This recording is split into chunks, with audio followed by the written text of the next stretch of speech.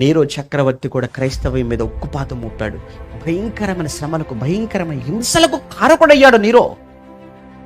వాణ్ణి కూడా తట్టుకొని నిలబడిన క్రైస్తవ్యం అండి.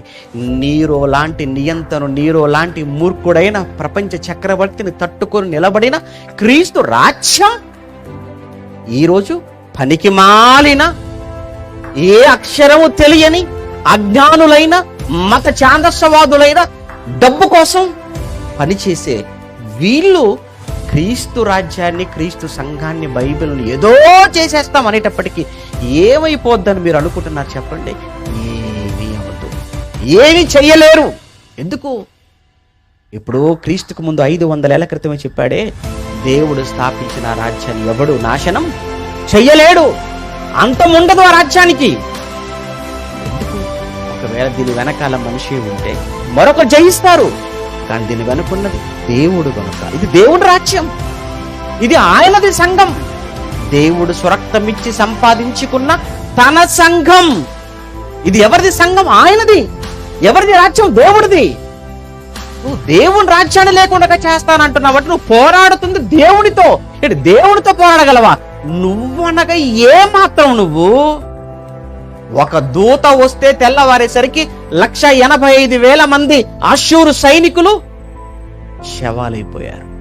ఒక దూత, పరము నుండి ఒక దూతను దేవుడు ఈ లోకానికి పంపగా వచ్చిన ఒక దూత ఒక రాత్రికి 185,000 మంది అష్షూరీయుల సైన్యాన్ని మట్టి కరిపించి మట్టిలో కలిపేశాడు.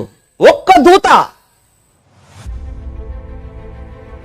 అసలు వనకి ఏమాత్రం?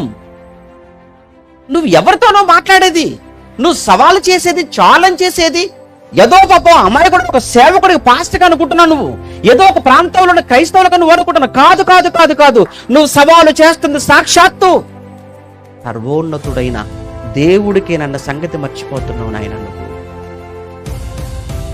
మరి ఏ రోజు చావు అయితే అలా ఉంది, మరి నీ చావు ఎలా ఉంటుందో? ఏ రోజు ముగింపు చూసావు, నీ ముగింపు ఎలా ఉంటుందో?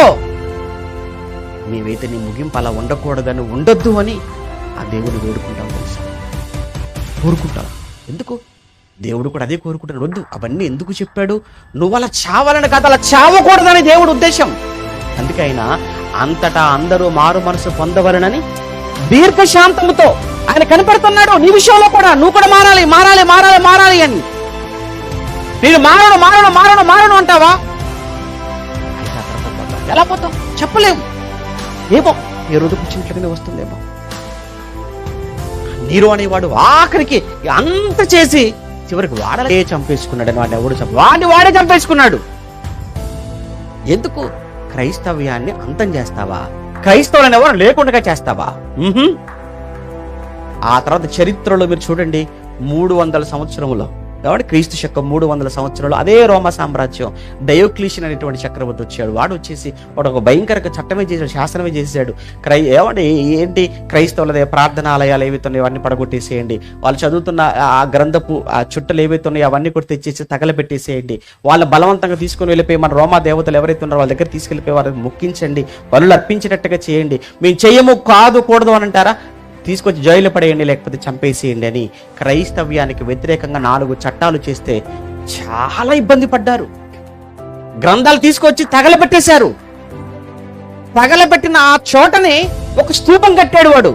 కట్టి రాసిన మాట ఏంటి తెలుసా? ఇక నో మోర్ క్రిస్టియానిటీ, క్రైస్తవ్యం లేదు, ఇక క్రైస్తవ్యం ఆరిపోయింది. ఆరిపోయిందా? అంతమైపోయిందా? ఎక్కడ అంతమైపోయిందయ్యా? ఎక్కడ ఆరిపోయింది?